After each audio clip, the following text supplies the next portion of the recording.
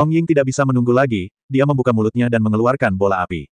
Ketiga lelaki tua itu buru-buru menghindar. Long Ying bergegas maju dan menerobos garis pertahanan 3 orang. Dalam sekejap mata, mereka berdua bergegas masuk ke kuil. Long Yan, yang kembali ke bentuk manusianya, berkata, aku memblokir mereka di sini, kamu cepat masuk. Saat dia berbicara, dia mengeluarkan sebuah pangkalan dari cincin penyimpanannya, yang kebetulan merupakan pangkalan yang menyalakan api neraka sebelumnya. Lu Yun melepaskan pangkalannya dan meninggalkan Long Ying sambil tersenyum. Wajah cantik Long Ying tiba-tiba memerah, lalu memalingkan wajahnya dari menatap Lu Yun. Lu Yun menyentuh hidungnya, berbalik dan langsung menuju ke kuil. Di belakangnya, auman naga besar tiba-tiba terdengar. Anda tidak perlu melihat untuk mengetahui bahwa Long Ying telah memulai pertempuran dengan 3 lelaki tua. Lu Yun tidak berani menunda, jadi dia mengerahkan energi kerajaannya dan langsung menuju ke dalam kuil. Namun, setelah dia berlari dalam waktu yang lama, suara pertarungan di belakangnya tidak terdengar untuk waktu yang lama, namun tidak ada akhir yang terlihat di depannya. Kuil ini tidak terlihat besar dari luar, tapi jejak keraguan muncul di hati Lu Yun, dan dia merasa seolah-olah dia tidak dapat mencapai ujung kuil. Mungkin, melihat sumber api dunia bawah memerlukan ritual dari manusia salju, atau persetujuan dari pembawa pesan. Dia hanya berhenti dan melihat sekeliling untuk waktu yang lama.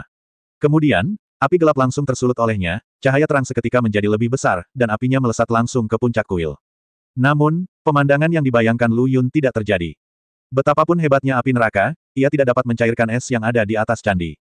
Apakah es batu ini terkutuk? Bahkan api dunia bawah tidak bisa melelehkannya. Menyumpahi, his, Lu Yun menghirup udara. Jika dapat dikatakan bahwa ketidakmampuan suku salju untuk terbang adalah karena kutukan pembawa pesan, maka ketiga lelaki tua di luar tersebut jelas tidak berada dalam lingkup kutukan tersebut. Dan jika kuil ini tidak dikutuk, mengapa kuil ini tidak pernah mencapai akhir? Semua tanda yang ada di candi ini tidak bisa dijelaskan sama sekali.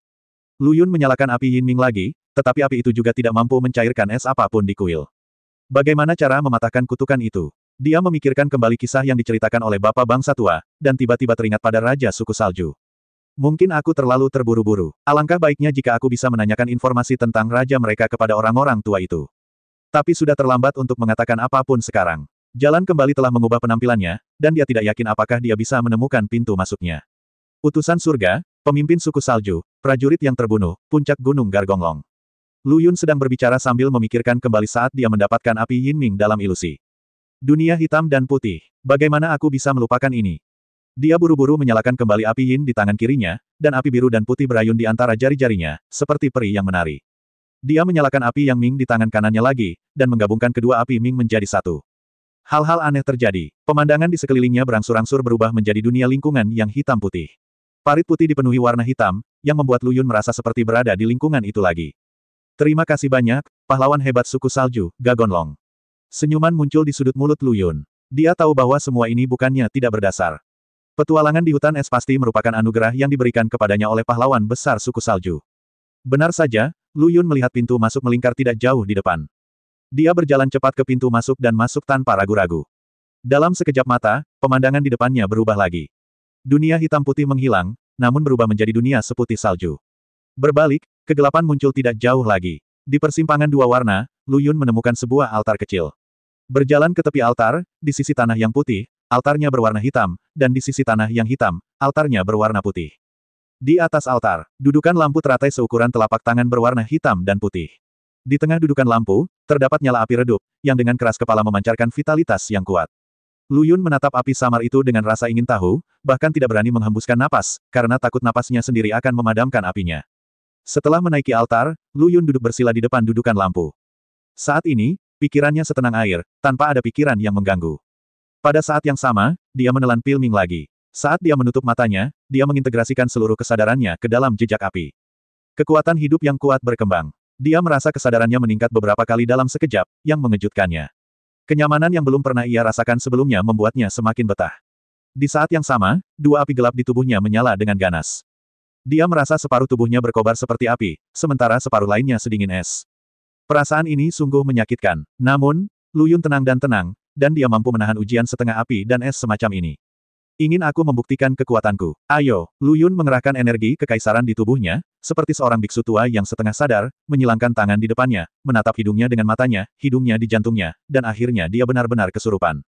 Segera, dia merasa telah memasuki dunia yang aneh dan ganjil. Di sini, tidak ada pembunuhan, tidak ada perselisihan, dan tidak ada intrik, hanya lelucon dan energi yang kuat. Pada saat yang sama, dia merasakan bintang sinar keenamnya menyala samar-samar, dan dia tidak bisa menahan perasaan gembira di dalam hatinya. Bintang keenam, yang telah lama terdiam, akhirnya menunjukkan tanda-tanda terbuka. Dia berpikir bahwa dibutuhkan beberapa biksu lagi dengan kekuatan Dragon Cannon untuk membukanya, tetapi sekarang tampaknya hal itu mungkin tidak diperlukan. Meski matanya terpejam, dia masih bisa merasakan nyala api lemah perlahan-lahan tumbuh di dudukan lampu teratai di depannya. Tak hanya itu, dua api neraka di tubuhnya justru terbang keluar dari udara tipis, berputar mengelilingi api yang lemah. Akhirnya, ketiga api itu menyatu membentuk sumber api neraka yang lengkap. Lu Yun mau tidak mau tergerak oleh perasaan yang belum pernah terjadi sebelumnya. Dia perlahan membuka matanya dan menarik napas panjang. Tinggi apinya sudah lebih dari 1 inci, dan warna apinya berubah-ubah. Selain cahaya terang dan warna biru dan putih, sebenarnya ada kecemerlangan seperti pelangi. Apakah ini sumber api neraka yang lengkap? Mengapa begitu tidak stabil? Namun meski begitu, dia tetap tidak panik. Lalu bagaimana dengan api neraka yang belum lengkap? Satukan saja. Lu Yun mengulurkan tangannya lagi dan menyentuh api dengan jarinya. Sumber api dunia bawah tidak menunjukkan perlawanan apapun dan membiarkan Lu Yun mengubah apinya menjadi miliknya. Melihat api dunia bawah di antara jari-jarinya, Lu Yun tiba-tiba mengepalkan tinjunya. Pluto, ini waktunya kau dan aku bertemu. Aku sudah memutuskan api Hades di tanganmu. Sebuah pikiran terlintas di benaknya, Lu Yun telah muncul di atas kuil. Saat ini, seluruh candi mulai menunjukkan tanda-tanda keruntuhan. Ketiga lelaki tua itu dan Long Ying berhenti pada saat yang sama dan memandang Lu Yun di langit. Long Ying meraung dan terbang ke kaki Lu Yun dalam sekejap mata. Satu orang dan satu naga terbang menuju arah datangnya dalam sekejap. Meriam naga, orang-orang suku salju tidak akan membiarkanmu pergi. Bersin, bersin, Long Dapao mengendus. Apa-apaan ini, ada yang memarahiku. Lu Yun mencoba menggunakan api neraka untuk menyalakan markas yang dibawa oleh Long Ying, tapi dia mencoba berkali-kali dan gagal.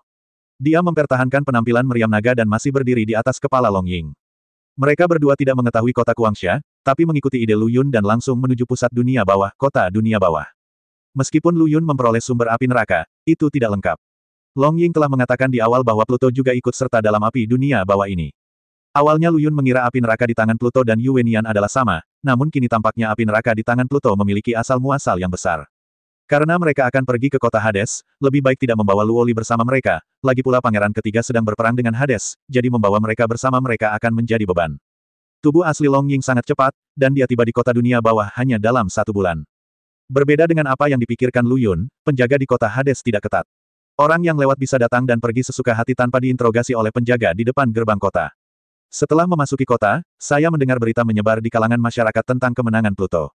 Apakah pangeran ketiga begitu rentan? Long Ying bertanya dengan heran. Lu Yun juga merasa aneh. Secara logika, meskipun pangeran ketiga dirugikan dalam hal jumlah, keseluruhan kekuatannya jauh lebih tinggi. Keduanya menemukan penginapan untuk menginap, dan pada malam hari, mereka menyelinap ke Istana Hades. Istana Pluto begitu besar sehingga Lu Yun hampir tersesat. Untungnya, ada tanda-tanda yang sangat jelas di istana tersebut, dan keduanya akhirnya menemukan aula utama tempat Pluto tinggal. Seluruh aula terang benderang, dan para pelayan datang dan pergi dari waktu ke waktu. Keduanya menghindari penjaga yang berpatroli dan langsung menuju ke lantai paling atas. Tepat ketika Long Ying hendak membuka pintu, dia tiba-tiba mendengar seseorang berbicara di dalam. Pluto mampu mengalahkan pangeran ketiga kali ini, berkat Nona. Kamu tidak perlu menyanjungku dengan munafik. Aku tidak akan melewatkan manfaat apapun yang seharusnya diberikan kepadamu. Terima kasih Nona. Namun, Pluto belum kembali. Jika kita tidak pergi, aku khawatir pangeran ketiga akan curiga. Kamu tetap harus mengkhawatirkan dirimu sendiri, aku akan kembali ke kota Wuji untuk memulihkan diri. Haha, Nona, menurutmu apakah pangeran ketiga begitu mudah ditipu? Lu Yun mendengar dengan jelas dari luar. Kedua orang yang berbicara di dalam jelas adalah Seng Sue dan Chang Lan. Long Ying juga mengerutkan kening dan menatap Lu Yun, dengan tatapan yang tidak terduga.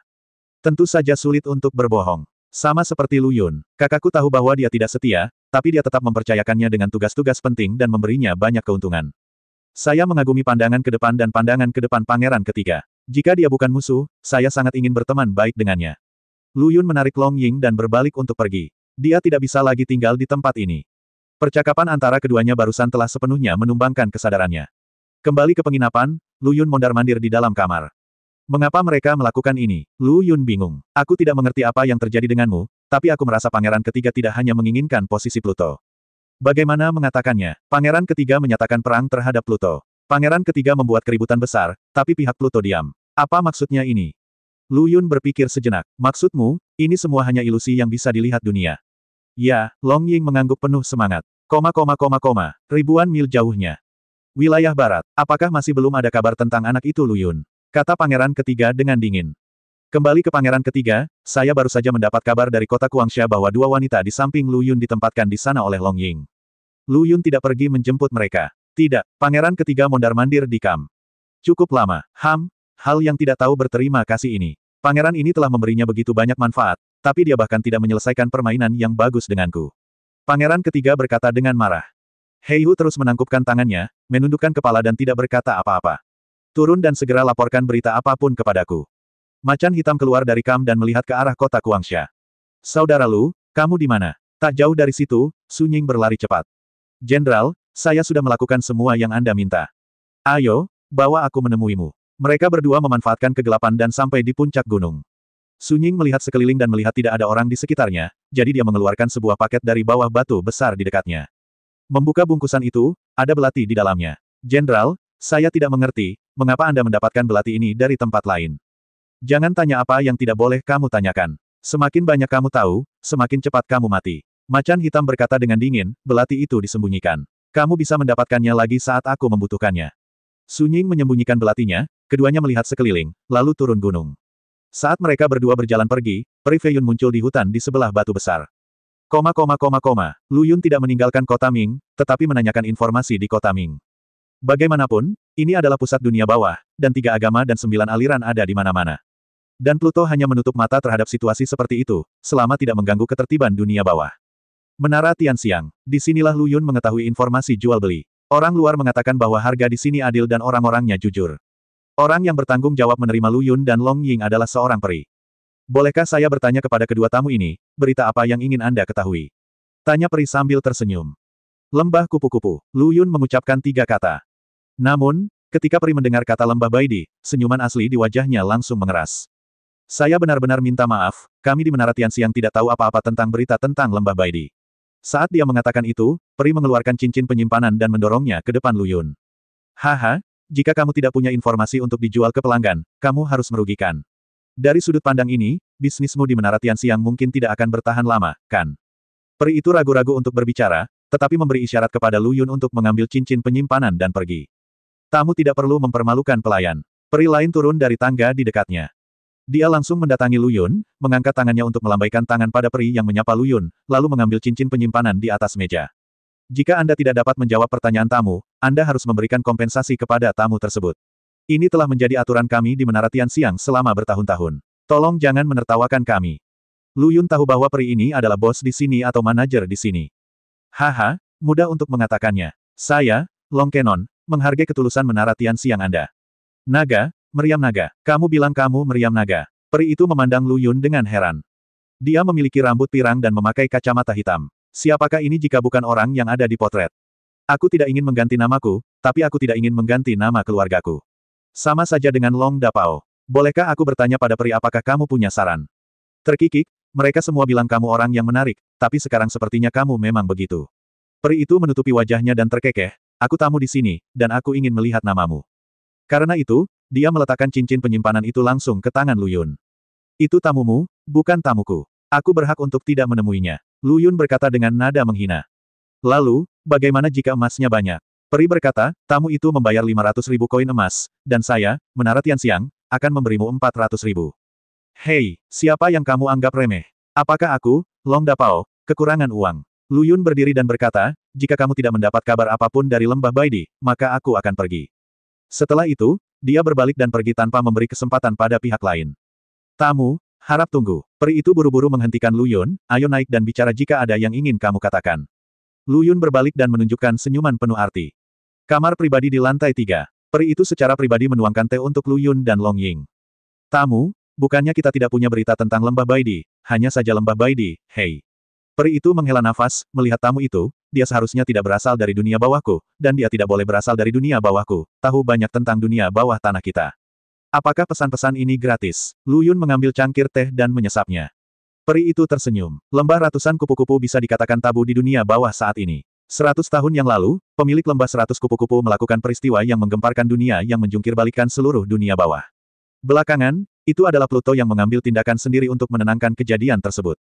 Oh, apa masalahnya? Lu Yun bertanya. Dengan baik. Lu Yun baru saja mendorong kembali cincin penyimpanannya. Peri itu mengambil cincin itu dan segera berkata, 100 tahun yang lalu, Peri Baidi, penguasa lembah Baidi, menyebarkan nektar yang dia siapkan sendiri ke seluruh dunia bawah, dengan tujuan membunuh semua biksu di bawah alam spiritual di dunia bawah. Petik 2. Mengapa ini? Kenapa? Karena ada seorang pria yang berselingkuh, dan pria itu kebetulan sedang berkultivasi di alam roh bumi.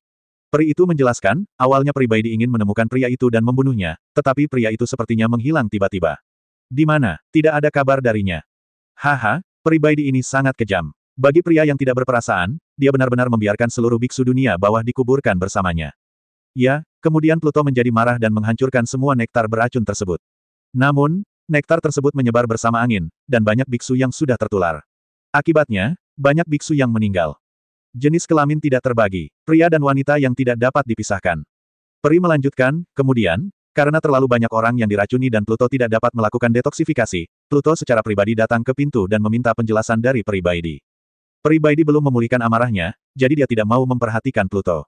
Jadi, dia berusaha sekuat tenaga untuk kalah dengan Pluto, dan melawan Pluto selama 3 hari 3 malam, terluka oleh Pluto, tapi meski begitu, dia tidak mengeluarkan penawarnya. Aku tidak menyangka Peri Baidi begitu kejam. Ketika Pluto melihat ini, dia hanya bisa menyegelnya untuk sementara. Bagaimanapun, lembah Baidi adalah sekte besar saat itu, dan orang tidak bisa dibunuh. Apa yang terjadi selanjutnya? Kemudian, Pluto benar-benar menemukan pria tak berperasaan itu dan menyerahkannya kepada Peri Baidi dengan imbalan penawarnya, tapi Peri Baidi berkata, tidak ada penawarnya. Hahaha, Lu Yun tertawa. Tamu, kenapa kamu tertawa? Sekarang saya tidak mengerti. Aku menertawakan Pluto. Setelah berusaha sekuat tenaga, dia tidak mendapatkan penawarnya. Dia pasti sangat marah. Hahaha. Itu benar. Bukan saja Pluto tidak marah, dia benar-benar berdiri dan meminta maaf kepada seluruh dunia bawah, dan menyempurnakan penawarnya dalam waktu sesingkat mungkin. Oh, Pluto bisa membuat ramuan. Tentu saja Pluto tidak akan melakukannya, tetapi seseorang akan melakukannya. Maksudmu, Sekte Suantian. Tamu itu tahu banyak. Peri itu tersenyum dan berkata, ya, itu adalah leluhur Suantian dari Sekte Suantian. Dia menguji racun di tubuhnya sendiri dan menyempurnakan pil penawarnya keesokan harinya. Mendengar ini, Lu Yun berpikir keras. Sekte Suantian adalah kekuatan pangeran ketiga, dia telah melihatnya dengan matanya sendiri. Nenek moyang Suantian juga menanyakan masa depan murid dan cucunya kepada pangeran ketiga, tetapi pada akhirnya dia mendapat keuntungan besar. Dengan cara ini, daripada menanyakan masa depan pangeran ketiga, Patriark Suantian lebih baik mendekati Pluto secara langsung. Namun, Lu Yun memikirkan percakapan yang didengarnya antara Seng Sue dan Chang Lan di istana. Jadi, apa pentingnya perang di dunia bawah ini? Tamu. Aku mendengarkan. Lu Yun berkata, jadi, pertanyaanku adalah, di mana lembah Baidi? Wajah peri itu kembali dingin. Lembah ratusan kupu-kupu bukanlah tempat di mana para tamu bisa pergi. Peri itu berkata, jika berada di tempat lain, aku bisa membiarkan para tamu pergi sesuka mereka, tapi tidak di lembah 100 kupu-kupu. Kenapa tidak? Lu Yun bertanya. Tamu, tolong jangan bertanya dan silakan kembali. Peri itu berdiri dan kemudian berjalan keluar dari kamar pribadi. Lu Yun mengambil cincin penyimpanan dan memainkannya di tangannya. Jika semua orang seperti Tian Xianglou, saya akan kaya. Meletakkan cincin penyimpanan di atas meja lagi, Lu Yun berdiri dan pergi bersama Long Ying. Meskipun tidak ada petunjuk tentang lembah Baidi, Lu Yun masih mendapat berita yang sangat penting, jadi dia mendapat ide bahwa jika dia bisa menemukan orang yang diracuni saat itu, mungkin ada berita baru. Namun, kota dunia bawah ini sangat besar, kemana Anda bisa mencari beritanya? Alangkah baiknya jika saudara Dapao ada di sini. Dia pasti punya cara. Lu Yun sangat merindukan Long Dapao dan merindukan saat-saat bahagia bersamanya. Long Ying, di mana Tuan Yuan Nian sekarang? Apakah dia memberitahumu di mana menemukannya setelah tiba di kota Hades? Aku tidak tahu, tapi masih ada tempat tinggal. Jawab Long Yan. Lu Yun merasa lebih baik tidak pergi ke tempat tinggal Yuan Nian. Jika ada yang mengawasinya, keberadaannya akan terungkap. Melihat orang-orang yang datang dan pergi di jalan, Lu Yun tiba-tiba kehilangan akal sehatnya. Saya ingin pergi ke tempat lain untuk menanyakan informasinya, tetapi bahkan Menara Tianxiang tidak berani memberitahu lokasi lembah Baidi. Wajah Long Ying penuh dengan kesedihan. Lu Yun tahu tanpa bertanya bahwa Ming Huo tidak menjawab dan Yuan Nian hilang. Bagian depan tiba-tiba menjadi hidup, dan Lu Yun mengajak Long Ying untuk menyaksikan kegembiraannya. Saya melihat seorang pria dan seorang wanita di antara kerumunan itu, memamerkan sepasang pedang kepada orang yang lewat di sekitar mereka. Lihat, semuanya, pedangku ini adalah senjata ajaib yang telah dikorbankan dan disempurnakan oleh Guru Taiyuan selama 500 tahun. Sekarang saudara laki-laki dan perempuanku dalam masalah, kuharap kalian dapat membantuku. Aku melihat wanita itu memegang 2 pedang di kedua tangannya, memegang bunga pedang dengan santai, dan melihat cahaya warna-warni tiba-tiba bersinar di pedang kedua pedang itu. Bagus. Para penonton bertepuk tangan dan bertepuk tangan. Lu Yun merasa senang saat melihat pedang itu memancarkan aura yang mendominasi. Sebelum dia dapat berbicara, seseorang di sebelahnya bertanya, berapa harga kedua pedangmu? Sepasang pedang dan 1 juta koin emas. Jika aku ditakdirkan, aku tidak akan mengambilnya. Ledakan. Semua orang bubar. Lu Yun juga menganggapnya lucu. Dia tidak akan menggunakan metode menipu seperti itu di alam bawah. Namun saya mendengar pria itu berkata dengan suara dingin, Anda tidak memiliki penglihatan, dan Anda tidak akan dapat menggunakannya meskipun saya memberikannya kepada Anda. Melihat tidak ada yang perlu diperhatikan, Lu Yun berbalik untuk pergi, tapi mendengar wanita itu berteriak, Long Dapao, berhenti. Mendengar teriakan ini, jantung Lu Yun berdetak kencang. Dia tidak berani melihat ke belakang dan langsung berlari ke depan. Namun, wanita itu memegang pedang di kedua tangannya dan buru-buru mengejar Lu Yun. Lu Yun buru-buru mengubah kembali penampilannya dan menyatu dengan kerumunan, sehingga lolos dari kejaran wanita itu. Melihat sosok wanita yang mundur dari balik kerumunan, dia menghela nafas lega. Sebelum dia bisa melihat kembali ke Long Ying, dia ditarik lebih dekat ke gang dengan sebuah tangan besar. Itu kamu. Mata Lu Yun membelalak. Berbohong. Black Tiger membuat isyarat diam dan menariknya lebih dalam ke gang. Setelah berbelok beberapa sudut, Hei Hu berdiri di depan sebuah rumah biasa. Melihat tidak ada orang di sekitarnya, dia membuka pintu dan menarik Lu Yun masuk. Mengapa kamu datang ke kota Hades? Di mana pangeran ketiga? Hehe, kakak Lu, kemampuanmu untuk melarikan diri dari cangkang jangkrik emas tidak terlalu bagus. Hei Hu tersenyum dan berkata, semua orang tahu bahwa kamu melarikan diri. Itu tidak penting, langsung saja ke intinya. Sebenarnya, saudara Lu seharusnya mengetahui sesuatu. Pertarungan pangeran ketiga dengan Hades hanya dapat dilihat oleh orang luar. Orang luar, siapa itu? Macan hitam tidak berbicara, tapi menunjuk ke langit. Alam atas, macan hitam mengangguk penuh semangat. Tiba-tiba, Lu Yun mau tercerahkan, dan banyak hal yang tidak dapat dia pahami menjadi jelas sekaligus. Lalu apa yang kamu lakukan di sini? Lu Yun bertanya lagi. Aku di sini untuk memberitahumu sesuatu. Dalam beberapa hari, kamu akan menyelinap kembali ke pangeran ketiga dan membunuh Peri Fei Yun. Ah, Lu Yun kaget. Kakak Lu, ada apa denganmu? Salahkan, pangeran ketiga ingin membunuh seseorang, mengapa dia menyalahkanku? Lu Yun berkata tidak senang. Saudara Lu, apakah kamu masih bermaksud mengatakan itu? Kamu bahkan tidak menemani pangeran ketiga menyelesaikan dramanya. Apakah menurutmu pangeran ketiga tidak akan marah?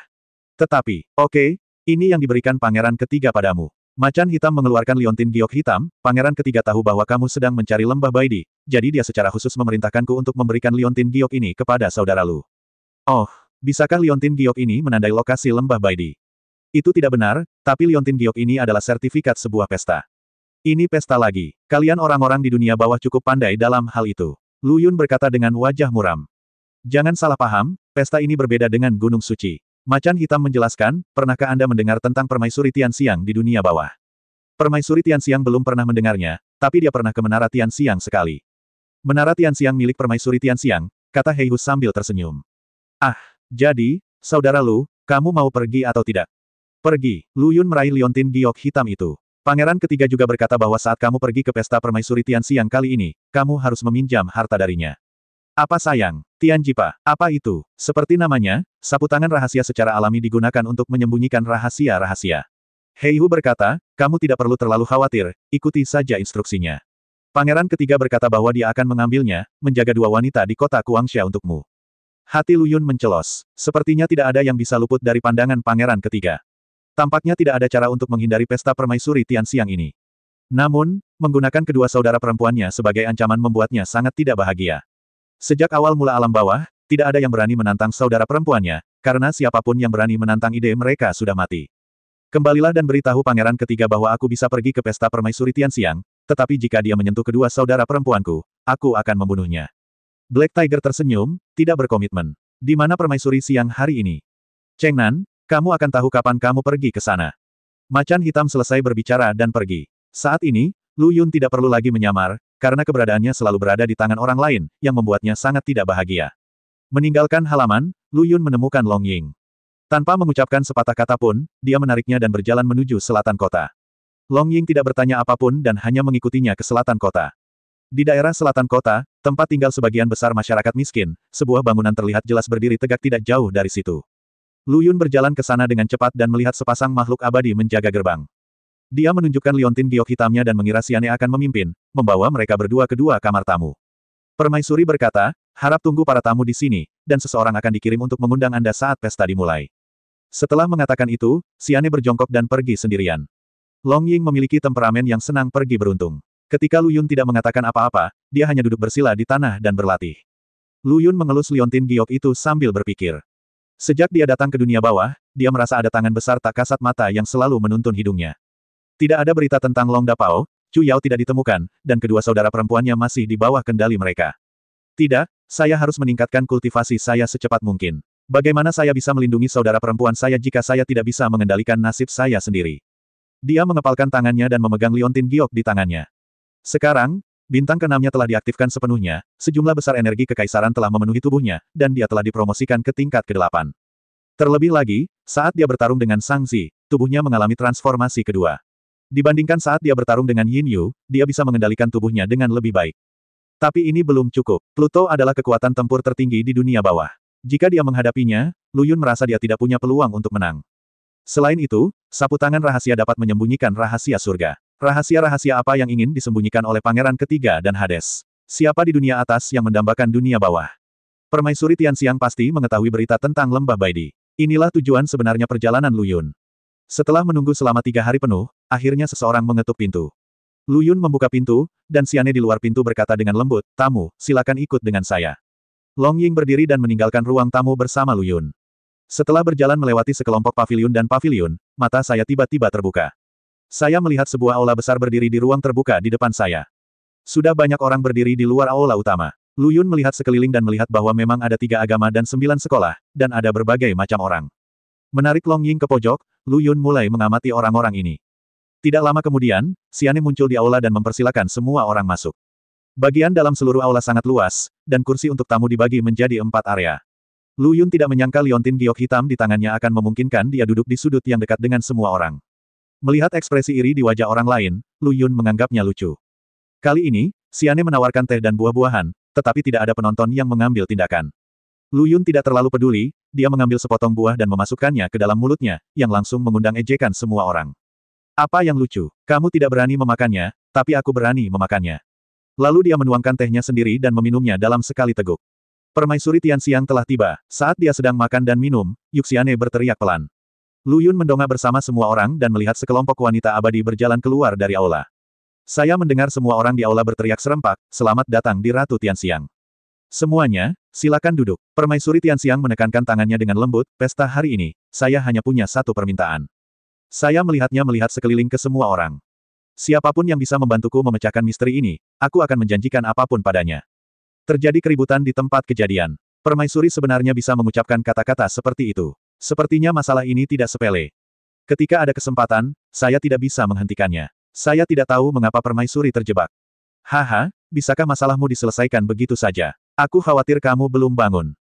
Petik 2, petik 2. Untuk sesaat, setiap orang yang hadir memiliki pemikirannya masing-masing, ada yang ingin mencoba, ada yang menggelengkan kepala dan menghela nafas, ada yang ragu, dan ada yang diam-diam curiga. Permaisuri Tianxiang berdiri di depan, melihat sekeliling.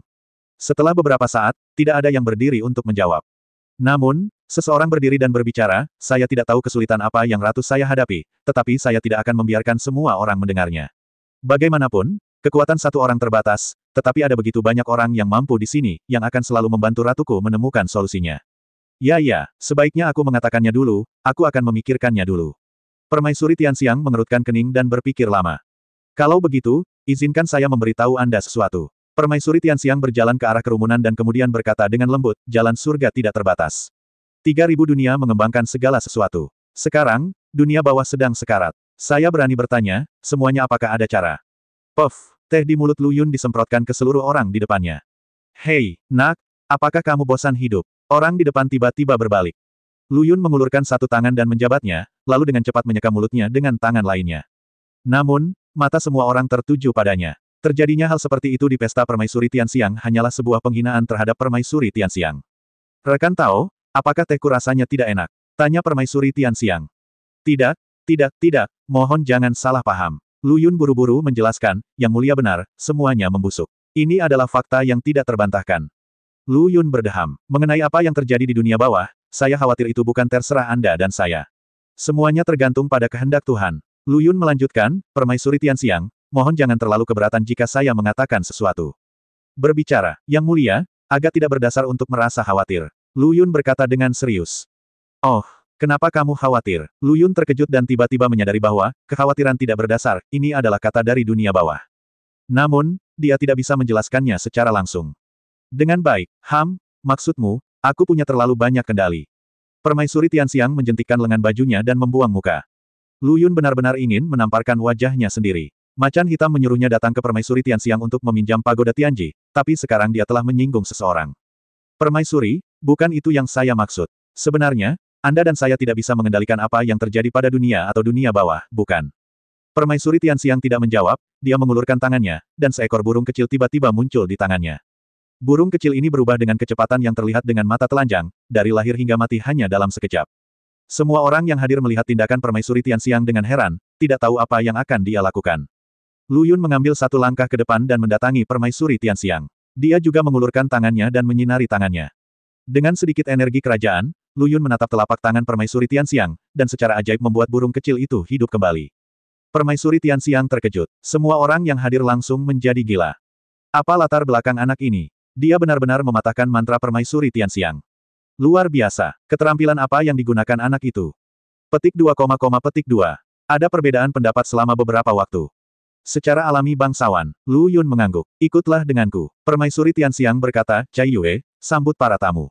Permaisuri Tianxiang pergi dengan tergesa-gesa, seolah ada sesuatu yang sangat mendesak sedang menunggunya. Lu Yun tidak berani mengabaikannya dan buru-buru mengikuti jejak Permaisuri Tianxiang. Keduanya berjalan melewati aula utama dan sampai ke halaman kecil di belakang. Ada ruang utama di depan, pintunya terbuka, dan ada aroma obat tercium di dalamnya. Ibu, apakah ada orang yang sakit di dalam? Lu Yun mengerutkan kening. Racun. Permaisuri Tianxiang tidak sabar untuk melangkah melewati pintu. Di sofa menghadap pintu, ada seorang wanita terbaring dengan nafas lemah. Itu memang racun. Lu Yun melangkah maju dan meraih pergelangan tangan wanita itu. Setelah beberapa saat, dia berkata dengan serius, untungnya, ini tepat waktu, jika tidak, tidak akan ada penyelamatan.